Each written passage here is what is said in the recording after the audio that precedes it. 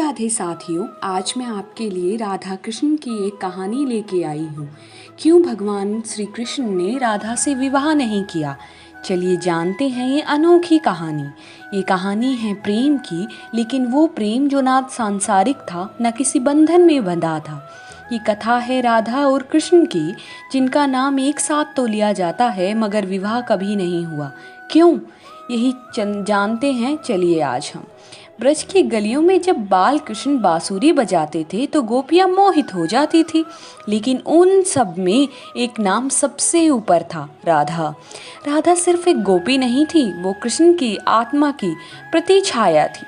कृष्ण जहाँ जाते राधा वही होती। मन में, भाव में, भक्ति में उनका प्रेम भावनाओं से ऊपर था। ना उनमें कोई कामना थी, ना कोई शर्त, बस समर्पण और केवल समर्पण। लोग पूछते हैं, जब दोनों एक दूसरे से इतना प्रेम करते थे तो विवाह क्यों नहीं? उत्तर बहुत सरल है, क्योंकि वो प्रेम सांसारिक नहीं था। विवाह होता है देह से, पर राधा और कृष्ण का प्रेम आत्मा से आत्मा तक का था। कृष्ण जानते थे कि उनका जीवन एक विराट उद्देश्य के लिए है।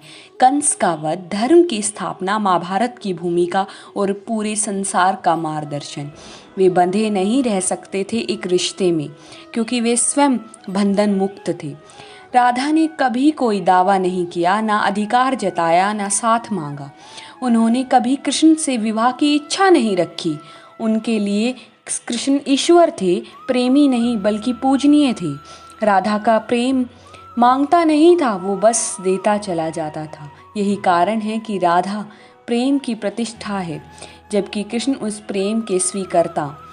कृष्ण ने जब रुक्मणी, सत्यभा और अन्य रानियों से विवाह किया तो भी किसी का स्थान राधा के समर्पण जैसा नहीं था।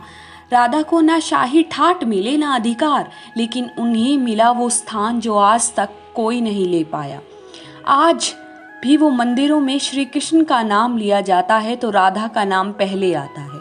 राधा कृष्ण, ना कि कृष्ण राधा, क्योंकि राधा प्रेम की परिभाषा और कृष्ण उस प्रेम का आदर्श हैं। राधा और कृष्ण की कथा हमें सिखाती है, सच्चा प्रेम वो नहीं जो साथ पाने की जिद करे, बल्कि वो है जो बिना पाए भी हमेशा साथ रहे। इसीलिए राधा और कृष्ण का विवाह नहीं हुआ, क्योंकि उनका प्रेम कभी विवाह का मोहताज ही नहीं था।